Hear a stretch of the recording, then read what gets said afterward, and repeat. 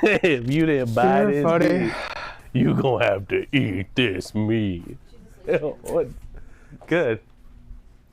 Well then, she's like, you thought? She's like, gangsters don't sleep. Welcome to Rolling Recklessly, the Warhammer podcast where dice decide legends, paint never dries, and every roll tells a story. I'm Grizzly, and whether you're here for the lore, hobby, or the chaos of the tabletops, you're in the right place.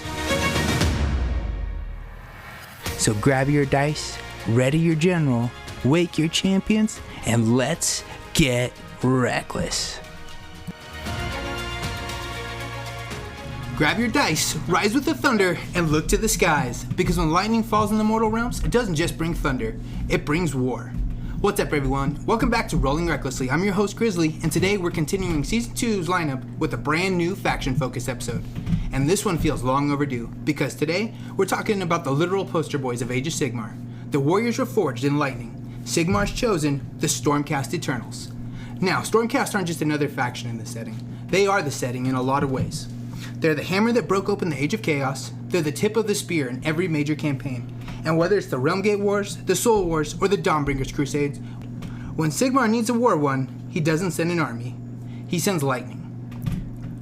And I couldn't do a Stormcast episode without bringing someone who actually plays them, builds them, and throws them at me from across the table regularly. So joining me today is one of my main Warbrand brothers, Jesse. Jesse, what's up, man? Welcome back to the show. Glad to be back, man. Glad to talk about the best faction in Age of Sigmar, the Stormcast Eternals. I love it, bringing that Sigmar energy right away. And for everyone listening, Jesse's been running Stormcast pretty much since we started playing together. He's gotten reps in with him with Spearhead, match play, casual games, tournament prep, and so this episode just isn't lore or theory, it's a real table experience. So here's how today's episode is going to break down. We're going to start with some hobby updates, talk about the new releases and what we've been working on, especially since the Scorched Earth opening is coming up. And then we'll move into the lore, the origins of the Stormcast, the reforging process, Stormhost and Chambers, and where they sit in the current Age of Sigmar timeline. And at the end of each lore section, we're going to pause and reflect, get Jesse's favorite lore moments, thoughts, and reactions so it's not just a history lesson, and then we'll shift into gameplay, talking the army's identity, strengths and weaknesses, matchups, and then we'll spotlight a few of our favorite war scrolls. And of course, we'll wrap it up with some community talk and what Stormcasts look like heading into the future. So whether you're a Stormcast player, thinking about starting them, or you just want to understand the Lightning Forged Warriors of Sigmar a little bit deeper, strap in, because today we follow the thunder. Alright, so before we talk Stormcast lore and gameplay, I want to talk about a little bit more what we've been working on and getting ready for the Scorched Earth Open. So Jesse, what have you been working on? What do you got on the hobby bench? Well, it's the highlight of this episode with the Stormcast Eternals. I'm running 2,000 points, going into the Scorched Earth Open coming up here in the next few weeks. I've been working on all my Dragon and Dracothian units. You know, I run the reinforced Tempesters, as well as Krondys, the son of Dracothan. So I've had a lot of scales to paint, and I think I've been using the right washes. I showed you in the Discord, like what I'm going with Krondys. I'm going with the red Krondys. I know, blasphemy. But, you know, I like the fierce look that a big red dragon gives an army. I could see that. So far it's looking great. Especially like the gold armor, like I think really pops on. Like I know it's Krondys and it looks red, so I always think it's Karazai, you know. But like, and then you look closer and you're like, no, you don't have the scars. It is different. It's Krondys, but he is red. No, it looks really good right now. And then I've been also working on my Dracothian Guard Tempesters. You know, those are the horse-like dragon units. And I've been using a nice, like, azurite green, so they've got this nice teal. And then I'll finish with a Nuln Oil wash over their scales to really darken those recesses. So I'm excited about all my dragon units. Yeah, no, since we played, when you brought in the Tempesters and you introduced them to your list, like, pretty solid, man. I feel like that people kind of, like, don't like them really, you know, I guess for the points or whatever. Yeah, but it can be expensive. They put in a bunch of work. They did a bunch of output, like... They didn't kill anything, but I had a lot of healing and had a lot of defensive stance when we played in the last match, and they still, like, it was just very... I knew right away I had to kill those guys. Yeah, they're a pest. Alright, and I've been working on... What have I been working on? Oh, I finished basing the Gaussman's archers. Like I had them like kind of based before. I had like the mud bits on them, and then I had like a rock on it, so it like kind of looked cool. But I actually just finished put like some grass and tufts on it, so it just kind of looks a little nicer. I felt like when with the mud bit, it like looked incomplete. Yeah, and you also did the Gnashing Jaws of Gur. I did finish those, and I was like, all right, just throw some rocks on it, throw some tufts on there. So I'm excited for now. All of our manifestations too are going to be like based, painted. It even said, I think in the Scorched Earth Open, like the rules, it said that we didn't have to like base them, like we don't have to base the manifestations because manifestations are kind of hard to get on the open market. I feel like that might give you an edge coming up in the upcoming tournament, whether you have like Morbid Conjurations or just any of like those premier 20 points to take. I could manifestations. I could definitely see that. Nobody wants the Purple Sun. Nobody wants it. You're like, nah, I'm good on that. I think the one you picked is actually a really good one. The Gnashing Jaws. Like I think everything does really productive, especially if we plan on seeing a lot of like. I think we're going to see War Machines. I think we're going to see Hellsmiths, the Regiment of Renown, the cannon. And I think with the skulls are going to just help you with that. You know what I mean? I know you don't have a ton of spells, but it's just something. Absolutely, and I just think that just having the heal from the life swarm. Oh yeah. That was super useful because I was having to dedicate 100 points to just have a Lord. What's the one with the banner? Yeah, the Veritant. Yeah. Yeah. I know I liked him, but the Life Swarm does a much better job. It does. It's a lot cheaper. Yeah, it's like free heals, and it might get banished or destroyed, but then I can just bring it right back. And I remember we were playing, and I had to hit you for like 9 or 10 mortals, and you just like, oh, I'm at 2 at the end of turn. I'm like, what is going on here? You know what I mean? Like, I think it was like 4 at first, then you healed 3. Yeah. And I was like, all right, got you down to like 1. That kind of sucks. I think I hit you for 6 more, and you're like, yep, down to like, I remember seeing it was like you're at 3 again. I'm like, dude. Yeah, for the listeners who don't know, the manifestations is called the Primal Energies, and it comes with the Life Swarm Spawn, the Gnashing Jaws of Gur, and then that Flaming Skull. Flaming Skull, yeah. With and that one has the Anti-War Machine +1 rend. Yeah, and that's why I think it'll be great with against that Regiment of Renown. Yeah. The cannons, if you see people running cannons, if you run into Gits. Yeah. Especially if you see see any of that stuff. I think the skull will definitely come in clutch for you in those moments. I'm scared of the Gits list. You're talking about that, having to fight 3 or 6 Sunsteel Awilas. I'm not not excited about chasing these things down and blowing them up. So if you reinforce them, it's 4 chariots in 1 unit, and they can run you over, and then they can move. They did errata it, so you can only move in your turn. But like a month ago, it was like you could move the whole unit in every movement phase. So I could do my 12 inches here, run you over with all 4 of my chariots, and then next turn, like, so we're in combat, you charge me, like, oh, whatever, cool, we're in combat, I'm just going to run you over and leave. Yeah. And you're like, you can leave combat? You're like, it doesn't say you can't, so just run people over and you're like, take D3, bitch. It does what it says it does, yeah. It's kind of, so the skull will be nice, you know what I mean? Especially you can just, like, throw it at him, so hopefully blocks him. Yeah. He is just going to run it over, though. For sure. Like, you got 1 combat. Man, you gotta love it. Alright. After that, we've got something way too exciting to talk about. The brand new Sylvaneth previews that just dropped. And if you know me, I've already been losing my mind over this news all week. So Games Workshop revealed new Sylvaneth content in their last preview, and the headlining piece is a brand new unit tied directly to Alarielle's influence in Ghyran. New life, new growth, new Guardians rising to defend the Everqueen's domain. And thematically, it feels perfect for where the Sylvaneth are right now narratively, especially post-Broken Realms and into the Dawnbringers era. You can feel the resurgence of the life magic building up again. Visually, the sculpt looks incredible. Very regal, very divine nature guardian coded, and you can see Alarielle's influence all over it. Less wild forest spirits and more sacred protector grown directly from Ghyran itself. And it feels like a being born of magic rather than awakened woodlands energy. As someone who plays Sylvaneth a lot, Jesse, what is your first reaction to the new reveal?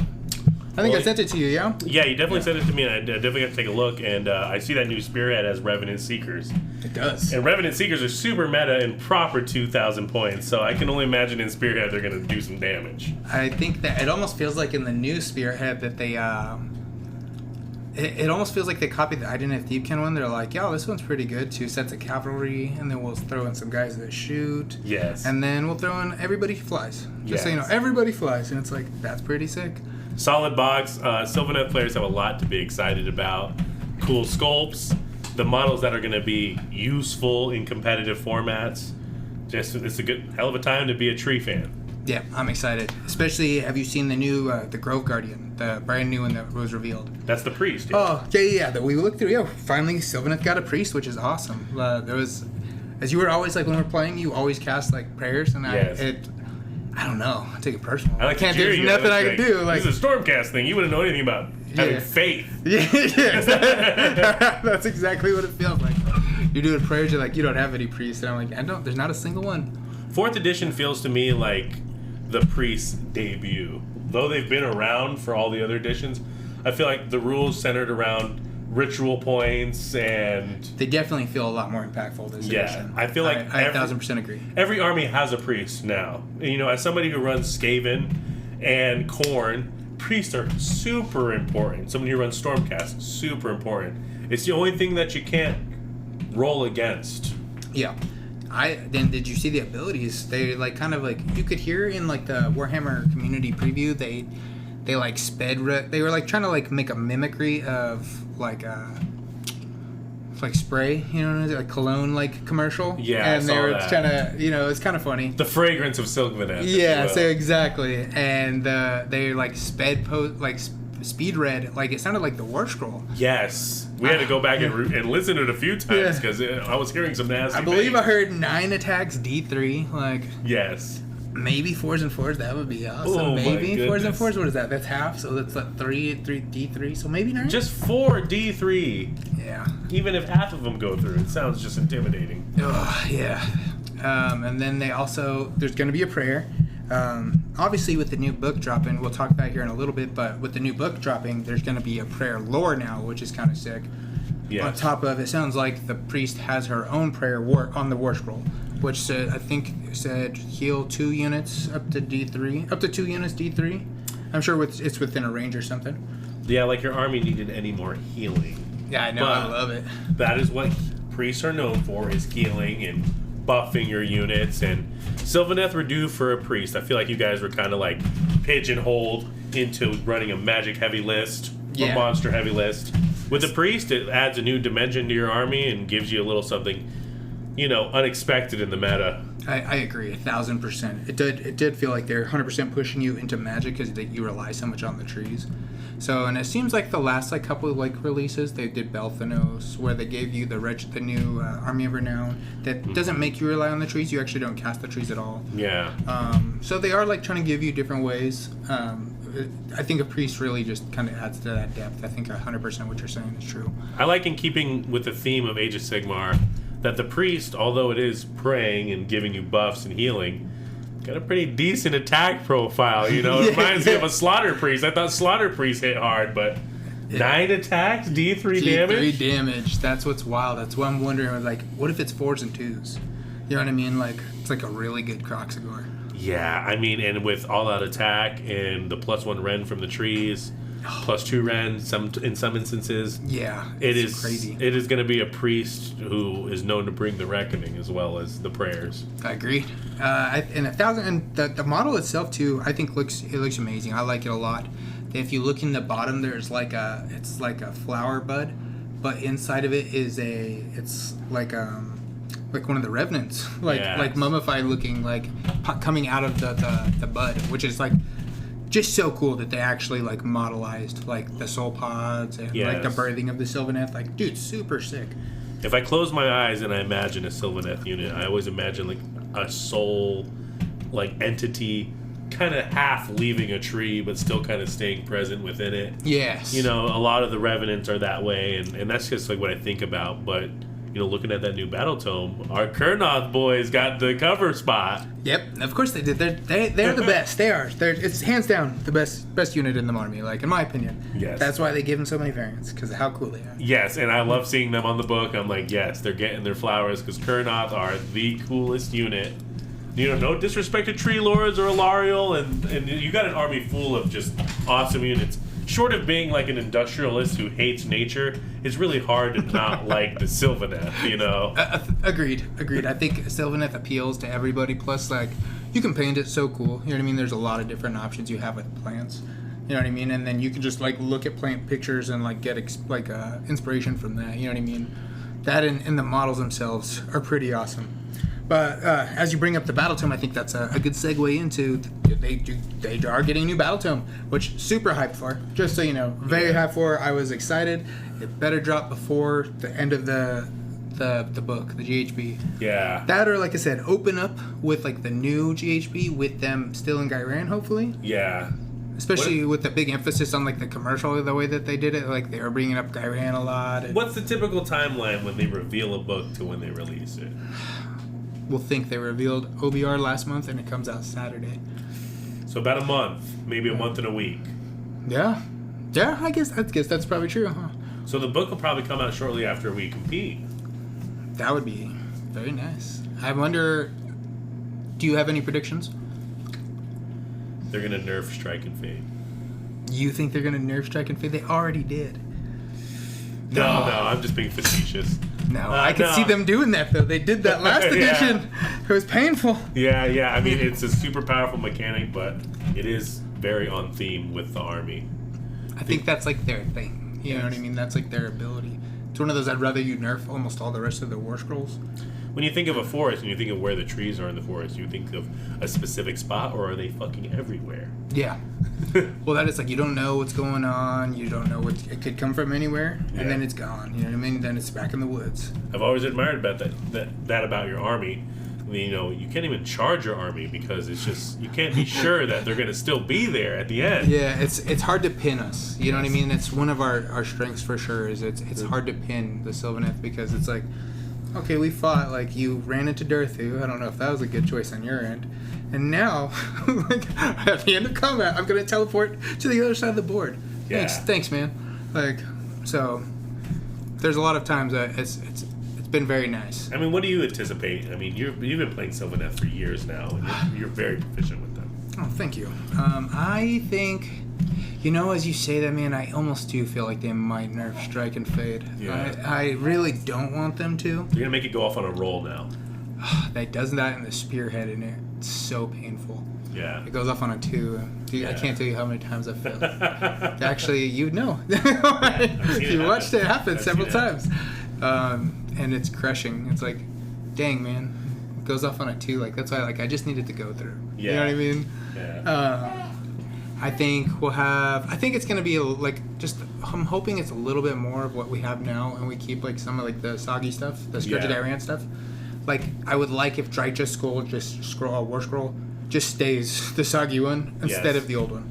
Yeah, if that just becomes the new permanent War Scroll. Same with the artifacts. I would like if we just adopted the artifacts and like that kind of stuff. The battle formation is really nice. I know that all you the teleporting heroes. I know that you don't run them, but I see that a lot of like competitive lists are running those Revenant Seekers that are the soggy version of them as well. Yeah, they're super good. They hand out the 5-up ward. I think it's on a 3-up. You can pick a unit within 12 inches and hand out a 5-up ward.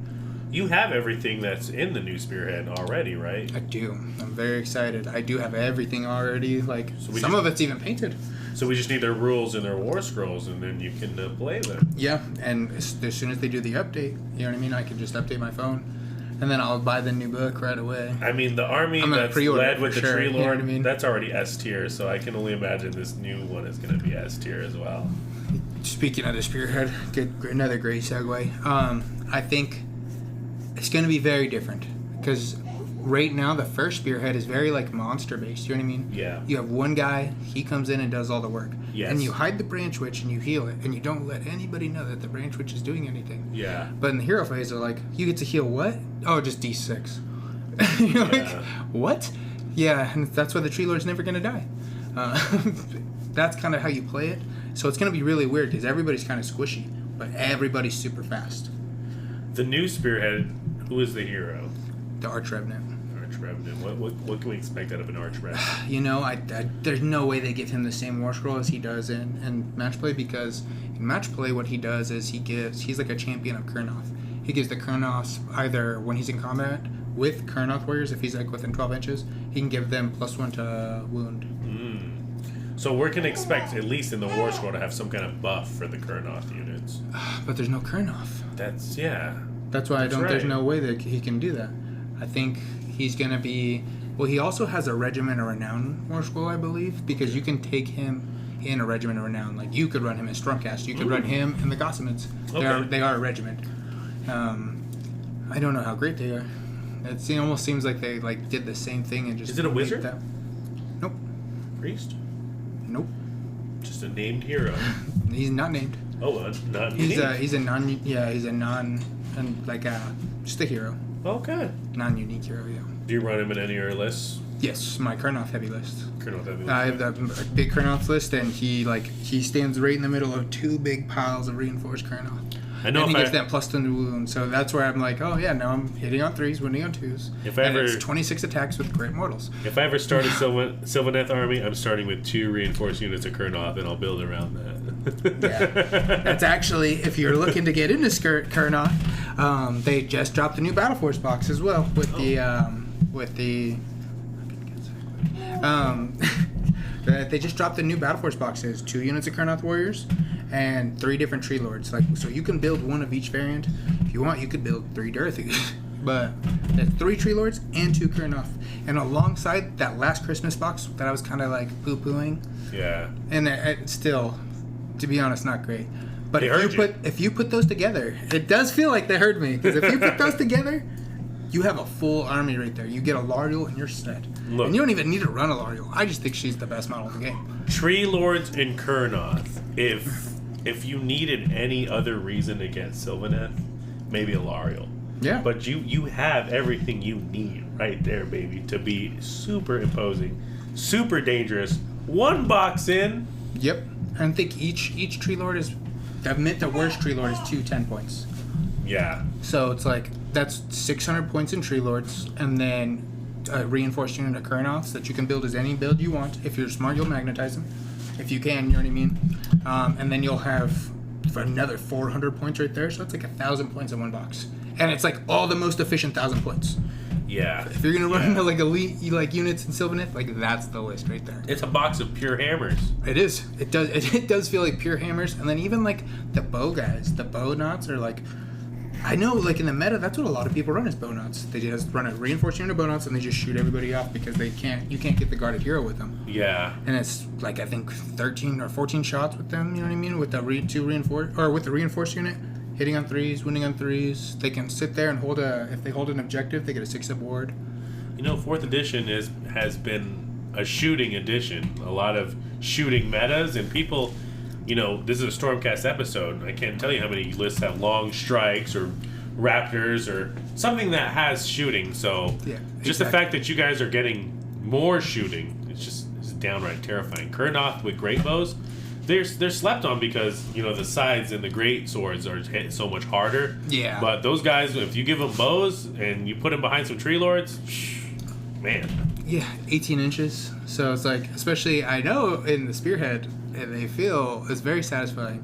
they can whiff, you know what I mean? It's 6 shots, but man, when they hit, it's I think 2 damage each 1 round. Yeah. And it's 2 damage from a shot feels nice, especially at 18 inches. And then you're going to charge and potentially do combat. It's just... Yeah. And then you get, on top of that, you can get a ward. You're going to give these guys a ward out of everybody else. Alright.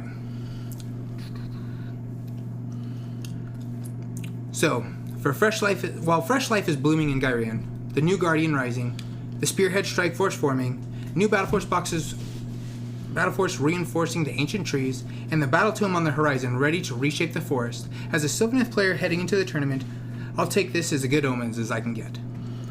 Now, speaking of divine warriors from Forged for War, let's shift into the Forest of Gyran, from the Forest of Gyran to the Lightning Forged Champions of Azyr, because it's time to talk Stormcast Eternals. But enough about our hobby desks, enough about the new releases, because today's spotlight, Stormcast is today's spotlight. So Jesse. Alright, let's talk Stormcast, because before they were Sigmar's Golden Warriors, before they were the poster boys of the setting, before lightning ever struck the battlefield, there was defeat. And the Age of Chaos nearly ended everything. Civilization burned, realm games fell, entire populations were wiped out or enslaved. The forces of order didn't just lose territory, they lost hope. And Sigmar, he was forced to retreat.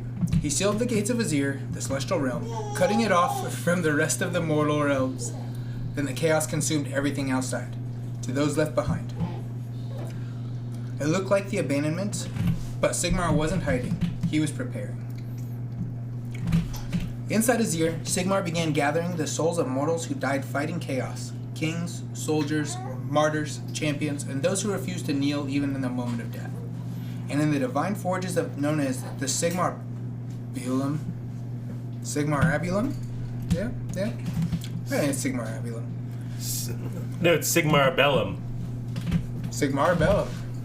He remade them, lightning chained to anvils, souls hammered into immortal forms, and armor fused to spirit. Weapons forged from celestial power, and from the storms, the first Stormcast Eternals were born. Immortal warriors were forged to reclaim the mortal realms, but immortal came with a price. Every time a Stormcast died and is reforged, they lose a piece of themselves. Memories fade, emotions dull, humanity erodes, and they don't fear death, they fear losing what they once were. When you first learned Stormcast were reforged mortal souls, did that make them like cooler to you or darker? Yeah, definitely. Getting on at 4th edition, they started delving really deep into like what it meant to be reforged so many times, and as your mind is stretched beyond its brink, you start to become almost like a shell of a person, a little more autonomous. That's when they introduced the Ruination Chambers in 4th edition, and it's literally housing for these people in their minds, and as they try to combat the effects and hoping one day find a cure for it. Yeah, but I mean, you do get a pretty sweet deal, right? In my opinion. Maybe. Kind of, a little bit. It's got a great entry plan, it's got a horrible exit plan. It has a terrible exit plan. It does. I'll give you that. Would you accept reforging if Sigmar offered it?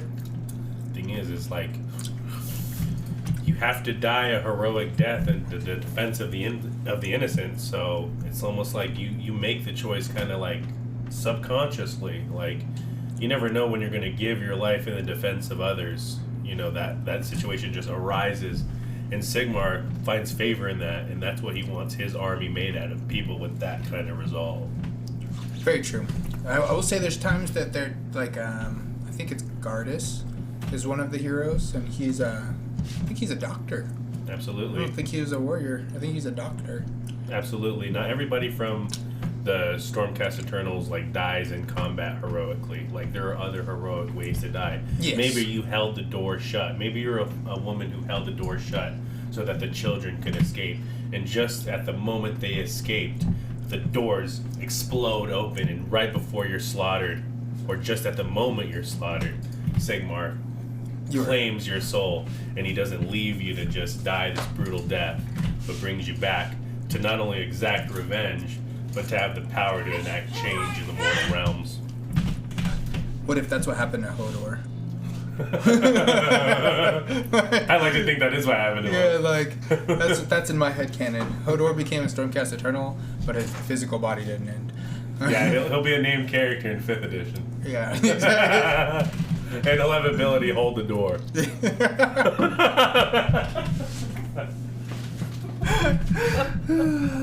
I love it. All right. So the Stormcast aren't just a single unified army dropped into the battlefield. They're organized with military precision, structured into massive formations known as chambers. Each chamber serves as a distinct battlefield role, almost like specialized branches of the divine military. And understanding these chambers is key to understanding how Stormcast operate both in lore and on the tabletop. First one we got here is the Warrior Chamber. These are the core armies of the Stormcast. They're battle line warriors, shield walls, hammer units, the ones that hold the territory once it's taken. They're the most numerous and often first deployed in Sigmar launches a campaign. And when you picture Stormcast as standing in formation to reclaim land, you usually are picturing Warrior Chamber. Absolutely. You think of the Warrior Chamber, they're like the battle line. They're the boots on the ground chamber of the Stormcast, but they house a lot of the big heroes like Lord Bastian, Carthalos, and Gardas, and even fallen heroes like Aventus Sureheart. So Oh, very nice. I didn't know he's a warrior chamber too. Absolutely. After that, we've got the Extremis Chamber. They're like the heavy shock force. This is where the monsters live. The Dracolith Riders, the Stormdrakes, the Stormdrake Guard. The Extremis Chambers are deployed when Sigmar needs overwhelming force, battlefield domination, monster hunting, and siege breaking. They're the hammer behind the hammer. You gotta love the Extremis Chamber because everything is Drake sworn. So every member of the Extremis Chamber is sworn to a Drake or a Dracolith or a full-blown dragon, depending on the unit. You know, we've got Star Drakes, Dracoliths. It can get a little confusing, like what is what? And it just basically means, does it have wings? Does it have 4 legs and wings? Or is it just a horse? Does it look more like a horse? Right. Yeah. That's a Dracolith. But all the Drakesworn units are known for being powerful. They have a rule within proper match play that when they die, they do a vengeance roll. So, you know, on a 5-up, they're going to deal a mortal back just on their way out. I like how you guys have don't you have the, like, is it a battle formation where if you charge? Absolutely. If you do the Extremis Chambers battle formation, you're going to get to roll for all of your Extremis units on a successful charge. On a 3-up, you get first strike. And from our day the other day, you know. Pretty painful. Yeah. The battle of the first strike. I didn't know it was going to boil down to that. That was hilarious. Yes, yeah. It was a very fun game. After that, we got the Vanguard Chamber. This is the Scouts and the Saboteurs. Where most Stormcast fall like lightning, the Vanguard operate in the shadows. Stealth operatives, scouts, pathfinders, guerrilla fighters, and they move ahead of crusades, sabotage enemy positions, and secure territory before main forces arrive. They're how Sigmar fights wars quietly before the thunder comes. Yeah, the Vanguard Chamber, it's full of shooting units. A lot of units with run and charge, run and shoot. You know, really? Okay, that makes sense. Yeah, it's just this edition, 4th edition, Vanguard Paladors have been just pretty much synonymous with Stormcast lists. You're going to see a nice big brick of those guys. Yeah. If they're running Vanguard Chamber units. If you're playing meta Stormcast, a lot of times you're running a bunch of Paladors. It's upsetting because a lot of Vanguard Chamber units got sunset at the start of this edition. Crushing them. Yeah, a lot of Sacrosanct and Vanguard Chamber units got sunset, so it makes it kind of like, oh man, should I invest in these models that could potentially be taken out of match play and sent to Legends? And I know you can play Legends when regular casual play, but... Yeah, but it's not competitive. Yeah. And just knowing that, like, I can see that being bothersome.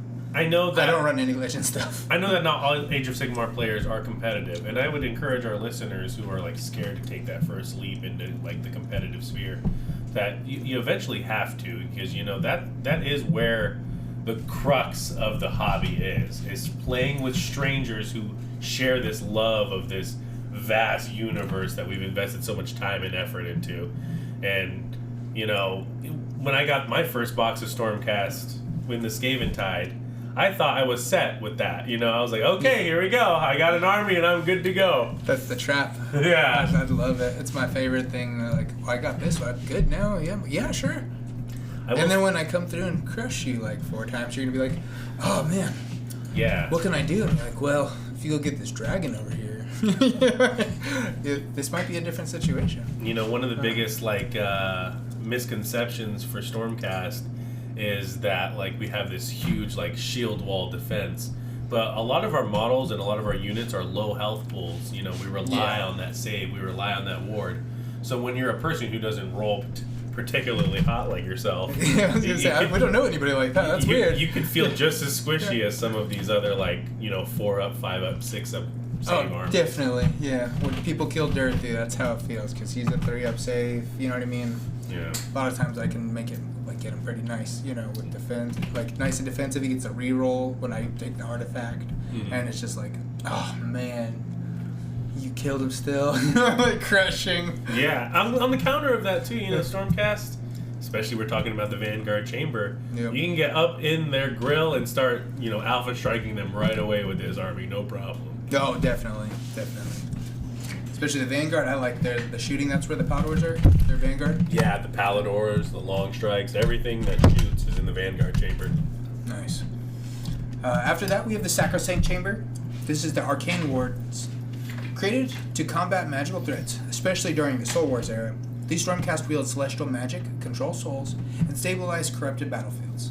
They become critical when death magic spirals out of control after the Necroquake. This is going to be like your Lord Arcanum, yeah.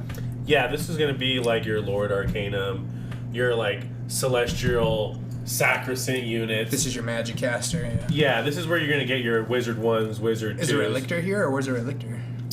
No, that's more of a priest. Oh, yeah. Okay. Yeah, he definitely is a priest. That's more of a priest. But what would be here, and I feel like the manifestations are geared right around this, is that Knight Arcanum. Yeah. Because he gets bonuses to manifestation casting. One of their 3 manifestations is a disc for this guy to ride around on. That just buffs him, yeah. That just makes him a wizard too. So, yeah, you can go into a super magic-heavy army. I put Krondys into my list just to have 2 casts and 2 unbinds. The Stormcast, filled with the power of Azyr and, strengthened by Sigmar. They've got some worthy spellcasters. You can build into a huge spellcasting list. Just don't advise it against the Sylvaneth. You're going to have a lot of unbinds. You're going to have a lot of pluses to those unbinds. You're going to have a tough time getting your spells off. I tried to outmagic this guy one time. And it was because I was excited about my new Storm Coven. And you weren't having anything to do with that. I was like, no. I remember you got off the manifestation, and then I banished him right after that. I'm not bringing the Stormcast manifestation. Yeah, now I got another spell. Like, sick. That's gone. Alright, after that, we've got our Ruination Chamber. This is going to be the Dark Edge. Some chambers represent Stormcast pushed too far by reforging. Warriors who have died and returned so many times they're closer to lightning than to humans. They're deployed when the wars require brutality, not diplomacy. These guys are my favorite chambers. Out of all the units I've seen, especially these are all the new guys I know. Absolutely. They're the new flashy stuff, but their armor looks amazing. Absolutely. Their story is so cool, especially the models that they've been dropping out. Absolutely. I like how, the Stormcast have the armored face masks, which I love, and then the Ruination just kind of have like these like collars that have like these long spikes or like wisps of, I don't know, just contorted metal. It just looks really cool, I like them a lot. I think they just look super awesome. They got the eyes that's like the lightning in them, you know what I mean? Absolutely. Because they're all, like, they have no humanity left, really. Right. Like, just Sigmar just sends them in and like, oh, you guys got it. I need somebody to stomp you guys. So when with no feelings. When you run reclusions on the tabletop, they come with these little memoriams. The 3 units will come with 2 each. And in the lore, these memoriams are actually keeping track of the deeds of these reclusions and reciting them back to them as they're resting in the Ruination Chamber, so that they can maintain what little like humanity they have left, and like their memories and deeds that they just did a few weeks ago. They might start forgetting about it because they've been reforged by the storm so many times. And something that Sigmar kind of hid from the reality of like those who know the Stormcast and even the Stormcast themselves is that there is a breaking point. There is a point where you as a Stormcast will no longer be useful. And that's when the Lord Terminos will put the axe to your head and end you truly. Yep, and send you back. Yep. Yeah. And just hope you don't get eaten by Nagash. Yeah. You know what I mean? like uh-oh. And Nagash has been denied your soul how many times at this point? Yeah, especially considering like Stormcast live to be old. Yes. They like get to. It's really cool because they go back and they get to meet their family. Sometimes like their kids and stuff. Absolutely. Or like their grandchildren. And they're like, oh, like we're related. And they're like, but how could you be? And you're like, yeah, I'm 450 years old. And you're like, oh. And then they start to like form these relationships. That's the nice thing about Dawnbreaker's Crusade. It kind of really shows like the Stormcast reconnecting like with the citizens of Sigmar, because so far they've just been the military. Yeah. You know what I mean? Just cleaning stuff up. Yeah, you got to understand that the structure of the Stormcast is very military. Exactly. If you looked at how the chambers were broken down into the different conclaves that were all headed by the different Lord Commanders, it's very much strategic. is very much warfare tactics mastered, pre-planned. Sigmar has clear intent when using his Stormcast. He never sends them out as a rushed response or hurried tactic. Sigmar has got tactics aligned for each of these chambers, because to cover the ground within all of the mortal realms that they're all going to have to cover, when we're talking about Dawnbringers, without that organization, the Stormcast cannot overcome the threats. Oh, definitely. They're already struggling. You know what I mean? And the whole reason that he's sending the Stormcast is because like the cities are already struggling. Yeah, absolutely. And cities, I feel sorry for them because they've been struggling 4th edition to find their identity. Yeah. And they're struggling in the Crusade and the Dawnbringer storyline. So it's just all around a tough time for old cities. Yeah, I will say their spearhead is not great, which is unfortunate. They have a decent list last year that was doing pretty well. I think they went to champions and stuff like their place, stuff like that. But then they nerfed the Pontifex. She had this really cool ability where she could run in and then slingshot 2 heroes 12 inches in front of her or something. That's really cool. And then pull them back, I want to say. Oh, wow. That or she could pull herself to them. Something really weird. It was really crazy. Yeah. And then they nerfed that, and after that I seen kind of the cities list start falling off a little bit. They're very technical. They're super not anybody can just pilot them, I believe. I think you need to be a good cities player and you need to play for a long time. You got to keep playing and playing and playing and playing and playing, and you're going to lose your first 100 games and it's going to suck. Especially if you're playing anybody decent. For sure. Sorry to any cities players out there. Well, I'm hoping they buff them. You know what I mean? Yeah. They already got their book. I hope they get some new units. Yeah. And I'm hoping with this new, when the new edition or the new stuff starts, it's Cities of Sigmar instead of Stormcast, because I think one reason that one chamber just got sunset entirely is because you guys have 1,000 models. Yeah. You know what I mean? They're dude, we can't just keep making rules for these. And that's what they're here's Legends rules. Yeah. If you want to play them. You know what I mean? Because they're not always going to be relevant to the time, because they have to have how much they do a battle troll every quarter. The Skaventide box gave me a warped sense of how vast these ranges could be or could not be, because after going from Skaven getting the refresh and new models, Stormcast getting a refresh and some new models, I picked up Khorne and I was like, this is it? That's all you get? Yeah. And they're super old. Yeah. Everything is older than our kids. I'm I can use a Bloodthirster from the old world? They're like, yes, you can. Yeah. And that Bloodthirster is older than your kid. That's crazy. You're bro. That's wild. And all we got this go around was a Deathbringer? Yeah, that's it. He's got a great book, though. Yeah. You guys do need some more models. Need more models. You need some more demons. Yeah. I think you have a bunch of good mortals. We do. But they're all the same thing. It would be cool if you could get something else. Other than a naked dude without a shirt. You know what I mean? With the mask. You know what I mean? For sure. Maybe another big armor unit. That'd be cool. Yeah. So, if you were a Stormcast, what chamber would you want to serve in? I mean,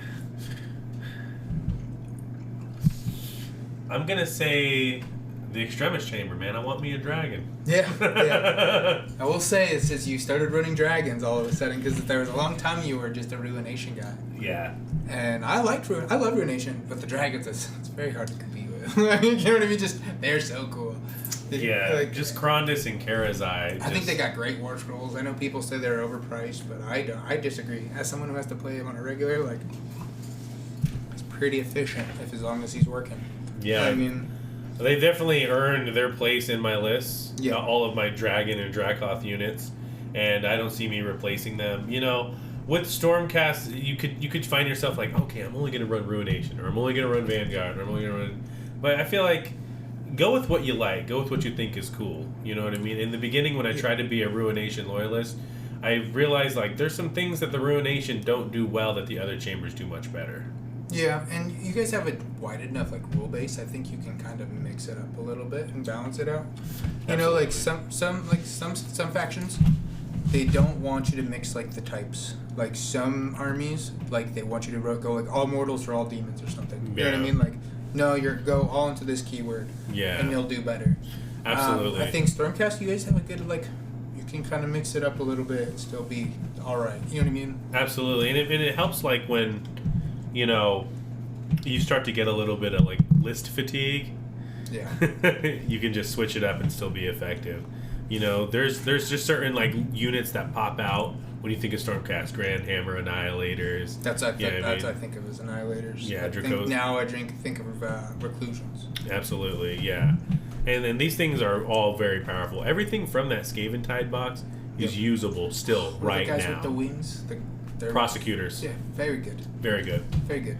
Very good battle line unit. I know they're squishy. They don't like if you look at them wrong. But Yeah. they're going to hit you hard. Like right before you kill them, they're going to hit you really hard. If you go first and you got yourself a reinforced unit of prosecutors, you're in a good position.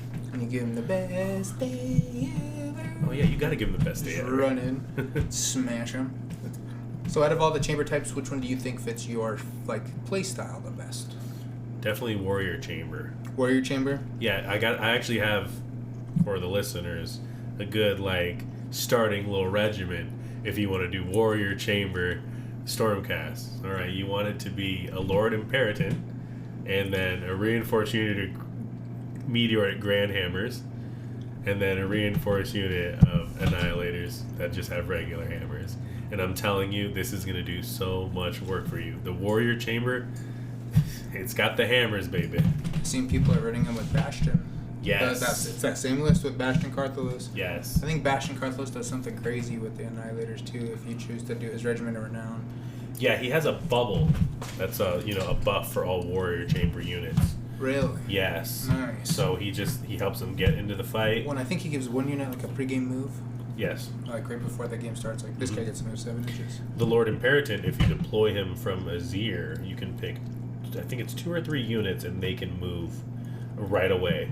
So you're taking your 9-inch charge and reducing it by a few inches. Yeah, okay. Mm-hmm. That's always nice if you can get that charge to less than 9. You have Gardas in the mix. Now you've got +1 to your charge, so now you're reliably, if you've got to make a 4 or 5 inch charge, you're reliably getting that 70% of the time. Yeah. And if you have a command point, you got the reroll. You know what I mean? There's a lot of good positives for that. Absolutely. And it feels like the command point's even just like a just in case. You know what I mean? Yeah. You should hit it. Alright, now that we've covered all the chambers, Stormcast aren't just forged from war. They define entire eras of it. After centuries of preparation, Sigmar reopened the gates of Azyr, and the Stormcast descended. Not marching, falling from the sky like meteors, they marked the beginning of the Realmgate Wars, the first massive counteroffensive against Chaos. Stormcast liberated Realmgates, shattered Chaos strongholds, and reclaimed lost cities, and reconnected trade routes across the realms. They didn't just win battles, they reopened the world. And without Realmgate Wars, there would be no free cities, there would be no Dawnbringers, and no Order resurgence at all. If you were in the Age of Chaos and saw Stormcast fall from the sky, what would you think? It'd be shocking at first because, at this point in time, anything magical you've been shown is chaos. Yeah. It's not good. So it's hard to believe that anything magical happening is good, but I feel like once you see that gleaming gold armor, you see them charging headfirst into that chaos, you're like, oh man, this is akin to an angel. Yeah. And I always have I really want them to do this. I want them to make a Space Marine 2 game. Yeah. But Age of Sigmar. For sure. And I want this to be the opening scene, is the realm is dropping in as a Stormcast in the Realmgate Wars. You know what I mean? And just start crushing demons with the hammer. Absolutely. And I think it's a bunch of Khorne warriors they fight, right? Yeah. And it's funny too because it's that's first edition right there. Yeah. First edition Age of Sigmar. Yeah, exactly. For Stormcast. Yep. But yeah, it's like Stormcast. Just the idea that they die and then they come back reforged. That lends itself so well to video gaming. Yeah.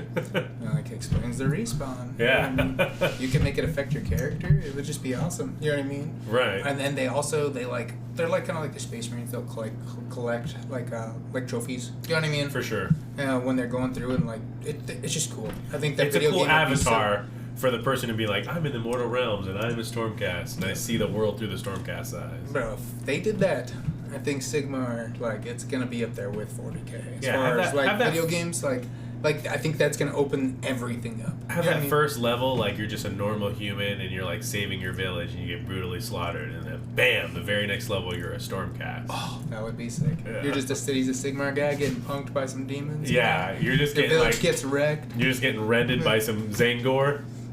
That would be crazy. And you wake up, you got the power of the storm. Yep. You just see Sigmar.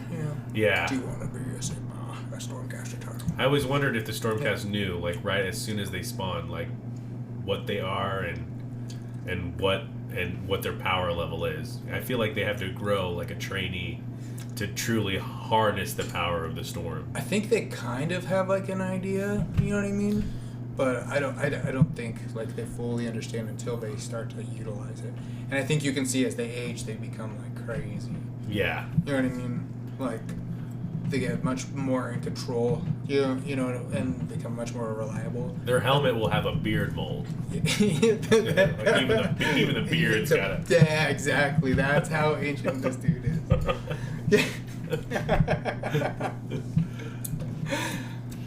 And then, when the Soul War struck, that's when the Necroquake came. Nagash's ritual exploded across the realms, unleashing uncontrolled death magic. The undead rose everywhere. Souls were torn from bodies, and the dead refused to stay buried. This began the Soul Wars, and Stormcast found themselves in a new kind of war, not against chaos corruption, but against inevitability itself. Worse, the Necroquake disrupted the reforging process, and some Stormcast who died couldn't return to Azyr. They were lost forever, and for the first time, Stormcast mortality felt fragile. Who do you think they are better suited to fight, the chaos or death? The Stormcast. Definitely death. You think they're better at fighting death than chaos? Yeah, and the reason why is chaos is just so overwhelming. You understand? Where death, their forces fall a little bit easier. The problem is you can't truly kill their forces. Yeah, it's inevitable. But yeah, I think they're more equipped to fighting death. The problem is they don't have the knowledge. Sigmar made them to fight chaos, not to fight death. Exactly. Sigmar thought that death was on his side. Yeah, he actually thought that was his friend. Nagash is one of his closest confidants until his betrayal. In the old world, I don't know if you know, they don't like each other. Yeah. Yeah. So Sigmar, I believe, went and saved him and was like, hey, freed him, woke him up basically. But post Realm Gate War, Nagash is still an ally of Sigmar. Up until the very end, yeah. And then Nagash doesn't like what Sigmar is doing with the Stormcast.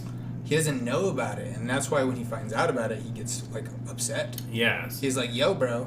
So part of this agreement is that I get all the souls. In Nagash's eyes, Sigmar broke the Accords first. Yeah, that's exactly how Nagash feels, and to be honest, I mean, kind of not wrong. And Sigmar, granted, Nagash was also doing a lot of things that were not.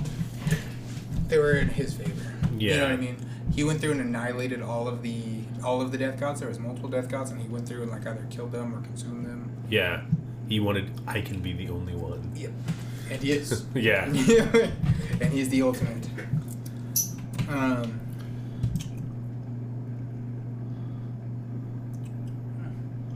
gonna ask something, I don't remember now. That's all good. Now, bringing it to the modern era, the Dawnbringers. Stormcast play a critical role in Dawnbringers Crusade, but not as conquerors, as protectors.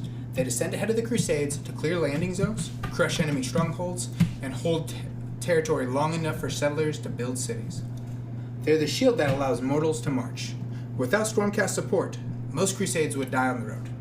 Dawnbringers show Stormcast not just as warriors, but as guardians of humanity's future. Do you like the Stormcast better as frontline war gods, or do you think that they're better as protectors of mortals? You know what I mean? How they were looked at before as opposed to now.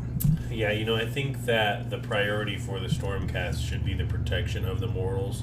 I know that they're trying to expand the realms and take back territory, but what's the point of having land or realms if you don't have the people to fill them? Exactly. I can see that. Yeah. And the Dawnbringers, with them being nomadic, moving around, it would be hard to supply a band like that, but also logistically to have reinforcements arrive for the Dawnbringers when they could be anywhere within that realm. Yeah. So having a unit that can just come down from from the sky and aid whatever battle you're in right there. And they're as strong as 1,000 of you. Yeah. Like, they could light up this whole group if they wanted to with like 3 of these dudes. Yeah, for sure. Like, for sure. Like, they could beat you up. So it'd be nice to have them. You know what I mean? Especially when, like, even the plants are trying to kill you. You know? Yeah, like, oh, the very sucks. land itself. So, now we've gone through some of the key moments of the Stormcast lore. Let's talk about some of the key characters. One of my favorites is Vandus Hammerhand. He's one of the first Stormcast generals to descend during the Realmgate Wars.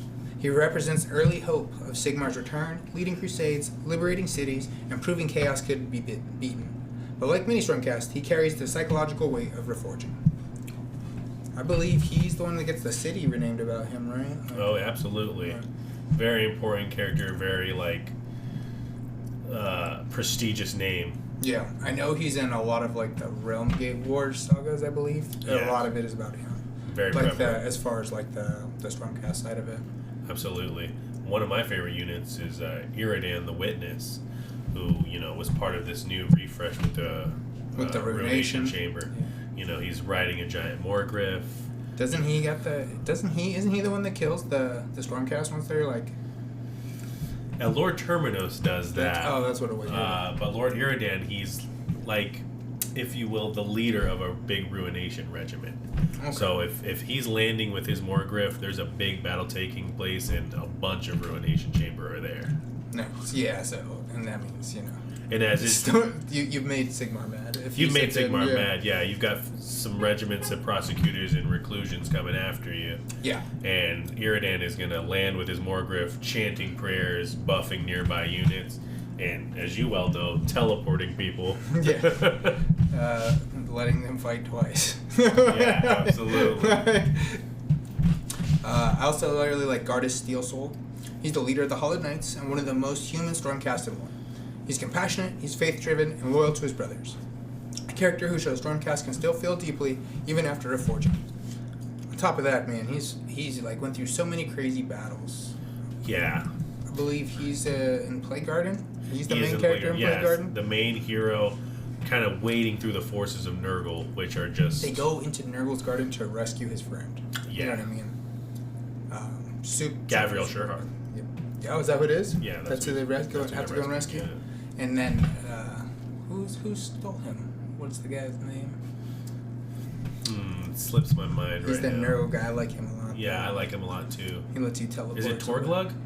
No, you're thinking of our next character, Tonus Redeemed, who is Torglug. Yeah. Who was Torglug. Yeah. That's right. He's another awesome, super, super cool Stormcast character. One of my favorites. I think he might be like my favorite in the lore. Especially there's a book about, it's Torglug and he's chasing the Sylvaneth. So obviously any of the Sylvaneth stuff I try to read first. Absolutely. He's chasing the Sylvaneth down, and he's wrecking everybody. He's wrecking everybody in Gyran. This is right when like Alariel, she went into her soul pod. Okay. So the Sylvaneth are kind of like on the downfall in this point of the time. You know what I mean? They're not doing well. They're not prospering. And they're chasing the Lady of Vines through Gyran, and she's trying to get to this other grove where she'll be safe, and she can plant Alariel, and then Alariel can be rehatched. Right. And his Tornus is just chasing him and wrecking everybody along the way. Like he's like one-shotting tree lords. It's wild, yeah. And then at the very end, there's like this like super epic battle. Spoilers, just so you know. There's this like super epic battle on this like ice bridge, and then they're being accompanied by the Stormcast, and Sigmar sends down the Celestin Prime. After like there's a bunch of great unclean ones, and then there's Torglug, and they're trying to get Alariel right before she escapes. And then he sends down the Celestin Prime, and then the Celestin Prime just starts like one piecing everybody. Wielding Galmaraz. Yeah, he's like popping like great unclean ones, like one shot, boom, one shot, boom, exciting. Boom, headshot, boom, headshot. You want some too? Yeah. I knew I was a chosen one. But he's awesome. I like him. And then right before he dies, that's when he dies, is that moment, and that's when Sigmar picks him up. And it's because, I want to say it's like he died by Celestin Prime, you know what I mean? And it like kind of cleansed like the Nurgle from him, because I want to say he was like I don't think he was a Stormcast before, but he was like a noble like man before. Right. In the cities of his like before he yeah. accepted the grandfather's gifts. Yeah, I think he ended up getting like tortured and being turned into that. You know what I mean? Okay. I think he was like a good guy. Right. One of my favorites is the Prime Huntress, Andraste. Oh, Andraste is sick. Yeah, and she wields Thengavar. It's a monster slayer. You know, if they have a big threat that they need hunted down, they're going to send one of two things. Either Andraste or Neve in the Black Talons. But these are our assassins, if you will. Yeah, they just literally drop her down into Ghyran, and she just goes through. Ghyran is the realm of beasts. Absolutely. You know what I mean? Or it's not Ghyran, it's, what is it? It's the other one. Gear? I know what you're talking about. Gur is the realm of beasts, yeah. Yeah, Gur is the realm of And, beasts. It's where the War of the Beasts took place. Yes. Yes. Yeah, that's where Andraste is introduced and just goes through and wrecks everybody. Absolutely. You know that the Stormcast, they all have like marks on their shoulder pad. It'll like look like the skull or face of like what they're the experts of killing. So it might be like a ghost if they've like done a campaign in the Nagash, against Nagash and Shaiish. Like their pauldron. Yeah, their pauldron, or it might have like a beast that they've slain in Gur. Yeah, you know what I mean? like a big lion or a bear or something. If they're a unit that has tamed a griffin, they might have a griffin like there. Like the one dude who's got the bull horns on him. Oh yeah, so that means like, you know, anybody with like a Tauros on their shoulder means that they've fought in like in Gur. Yeah, that's where they're from, beasts. right? Yeah. There's like that. I don't want to say like a chamber. Is it a chamber where they are just all they're like beast warriors? They fight the warriors. Yes, they're like, you know, a lot of the warrior chamber is the one who got is that where they were tasked. from? Yeah, Oh, okay. the warrior That makes chamber sense, then. fought most of the war of the beasts. So. Okay, then that's exactly who it is. And For they're sure. all. It's funny. They're like a different kind of Stormcast because they live on Gur. Yeah. You know, so They're like survivalists. Yes, and they're like they kind of have like more personality, I guess. You know what Absolutely. I mean? They kind of like ego a little bit. You know what I mean? A lot of the Vanguard chamber was in Gur because they needed forces that could fly or could navigate tough terrain, could survive on long expeditions. I know when they have prosecutors there, it's wild, right? Like they're like, hell yeah, Absolutely. These guys.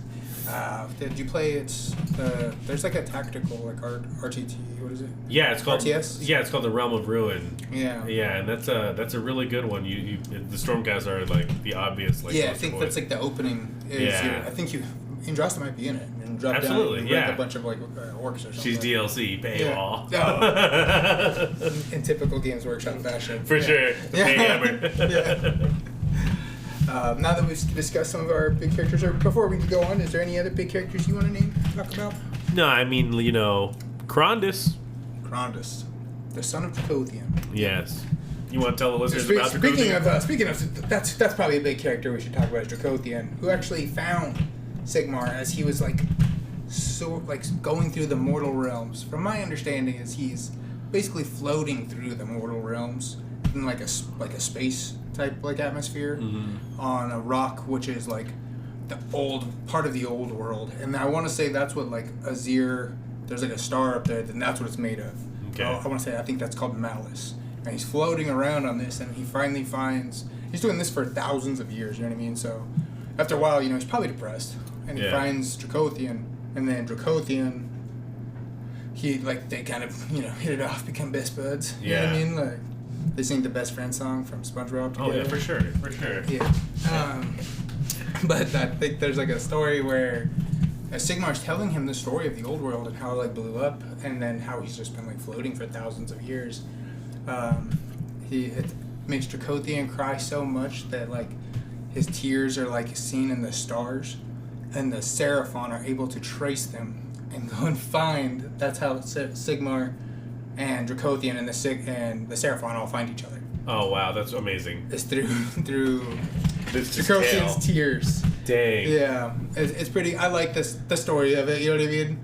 It's Sigmar just trauma dumped on him. basically. Yeah. Just broke him down. Yeah.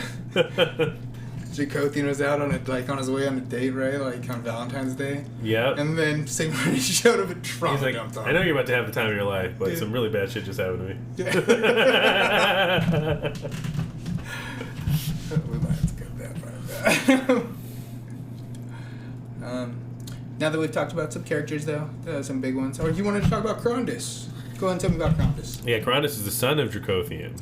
So, The first son, right? Yeah, the first son. Yeah, absolutely. There's Karazai, his brother. Yep. But Crondus is the wizard, too. So he made the list. Although, I've play-tested Karazai, and, the results of that. Yeah, I do. It's very unpleasant. Apex Maw. Yeah. The name says it all. I believe you one-shot my Carnosaur, who has no rend. Yeah. 3s into 2, rend 2, damage 4 tends to do these things. Yeah, pretty painful. Yeah, absolutely. But yep, he has his kids. There's also, I believe, basically every dragon and Dracolith is related to Dracothian. Yes. I believe, right? Yes, and there's a finite amount of them. Yes. So it's like when a dragon or Dracoth or any kind of dragon unit dies, it's very impactful. It's felt.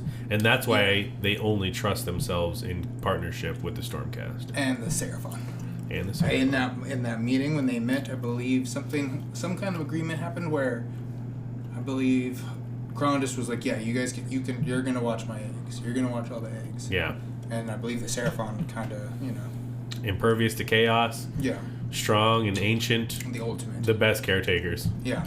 If something's gonna know how to take care of eggs, it's the Seraphon. They're basically like the basis for the species of all of Age of Sigmar in the lore. You know what I mean? They believe like the old ones basically made this land. Yeah. And then this land made everything else.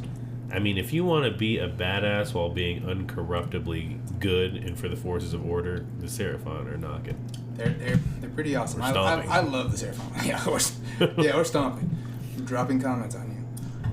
But now that we've talked about some characters, let's go ahead and talk about where the Stormcast are from. Azyr isn't just a realm. It's the last untouched bastion of order during the Age of Chaos. Azyr isn't just a realm. It's the last untouched bastion of order during the Age of Chaos. A realm of celestial cities, starlit skies, and divine industries, and endless forges. While the mortal realms burned, Azyr became a war factory. Refugees fled there, civilizations were rebuilt, and its center stood in the Sigmar Abulum, reforging Stormcast endlessly. It's beautiful, but it's also mechanical and industrial. A place dedicated to producing warriors. When you picture Azyr, what do you picture? What do you think? White stone buildings, golden arches, you know what I mean? Flowing water that's pure and pristine, gleaming armor, Stormcast just chilling everywhere. Everything's like shiny. Everything's shiny. The grass is green. You know what I'm saying? The bread tastes better. They don't use like metal. They use like gold. Yeah, right. They have forks and shit that like people haven't seen for decades. Donald Trump decorated like Azyr. Right. They got the nice golden toilet. Yeah, right there in Sigmar's master bathroom. And he's like, we need to lock the gates. Look, there's chaos outside. If you look at all of the realms, regardless of like their domain and who is there and in charge of them, they're unanimously dangerous, every single one of them. Azyr being the only place where you could truly take your armor off, if you will. Yeah, it's literally the only place that's not like infested with chaos or death. Yeah. You know what I mean? And I guess it kind of is infested with death. I mean, they're all reforged. Right. It's a different kind of death. For sure. I mean, we talked about earlier, like, who do you think they're more equipped to fight? If you got to fight an enemy that doesn't die truly, you got to fight him with an enemy, an ally that doesn't die truly. That doesn't die as well, yeah. Yeah. I guess it does make sense. Yeah, they both just aren't going to die. Because they're going to win the war of attrition against any other army. I'll give you that. That is true. Death is truly eternal. That just outweighs you. You know what I mean? Especially they're great at like the siege, holding down. Yeah. At least in the game, they siege and swarm, trying baby. to take an objective from Stormcast is a struggle. All right. So now that we've gone over Azyr, we've gone over some characters, we've gone over a little bit of the lore. There's a lot to Stormcast. You know what I mean? We can only cover so much in this amount of time. But some of my favorite things to do is learn about the lore is in the novels and in the stories. They've gotten a lot of great narrative books. They've been written very well by great authors. There's collections of books, which I think is really cool. Absolutely. To have a bunch of short stories. Yeah. I feel like you can get the whole Realm Gate Wars in a big collection nowadays. Yeah, you get. I think exactly that. It's 5 or 6 books. I listen to a lot of audiobooks. It just gets by really quicker, and I can like listen to it several times if I really want to. For sure. I like it a lot, and I've gone through a lot of books in there. And now, I'll be honest, I didn't like Stormcast as much in the beginning, and now that I've read so many books about them where they're the main characters, like it's really good. I like them all. I like them all. It's made me like them a lot more. You know what I mean? Absolutely. Games Workshop wants you to see the Mortal Realms through the eyes of the Stormcast. Yeah. You know, whether we want to or not, like they're really like pushing that. Like this is the realms and this is the Stormcast, and you're going to see it their way. Yeah, it's their perspective, 100%. Absolutely, but I think this new Ruination like line that they did with 4th edition, with the refresh and the Ruination chamber units, like I just feel like they're giving some more lore depth. They're showing that there's a cost to reforging where it seemed like this just, you know, get out of jail free card thing. Yeah. Which books is there any books with the Ruination Chamber yet? There's got to be, right? Scaventide, I bet. Absolutely. I haven't read Scaventide yet. I'm right there. Scaventide, it's a very good place to start because it's showing why the Ruination Chamber needed to come about and save the day, essentially, because the Skaven become a threat that just the cities and even the Stormcast can't hold back after the Skaven doom. So the Ruination Chamber gets called in, and like I said, they're like shock troopers. They drop in, and they're heavy swinging, and yeah, I think it's awesome. I like how they use that book. I think I've like little plot points to it. I did see that they did that super cool like trailer for it, you know, where it's like Sigmar lied. Yeah, and that was actually like the first like episode of like a 6-episode series if you have Warhammer Plus. And yeah, it was a really cool series. It just follows a character as she's being reforged over and over again. Oh yeah, I did. I think I've seen like different little clips of it. Yeah, it looks really good, and the animation in it actually looks really solid. But I know that like is really connected to the Scaventide, yeah. Yeah, absolutely. Breaks through there, where all the basically Scaventide capital breaks into. Oh yeah. What is that? Hammer Hall? One of them. Hammer Hall, and it explodes around the front door steps, basically. Yeah. It's like, all right, nice. So out of everything, what's been like your favorite part of the lore? So for me, my favorite part was just learning more about Ionis Cryptborn. Ionis is sick. Yeah, so this is a Lord Relictor, a priest within the Stormcast, who is trying to figure out how to reverse or eliminate the Ruination problem. Trying to figure out how we can keep somebody's mind intact even after they've been reforged so many times.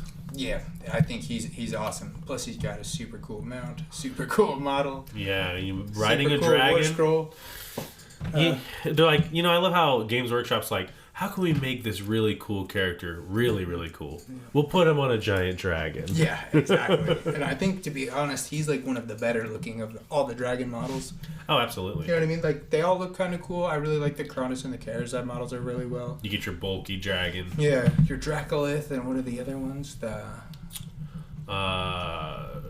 like Dracoliths and there's Dracoths. Yeah. Yeah, they're all right. They've grown on me more. You know what I mean? I'm not the biggest fan of them. When you get dragons, you want wings, right? Yeah. Yeah, you want fly. You want to look like dragons, bro. Yeah. And the fire from Ionis on the tabletop, it soul burns the enemy. Yep. So at the end of every turn, they're going to keep having to take D3 mortals. Yep.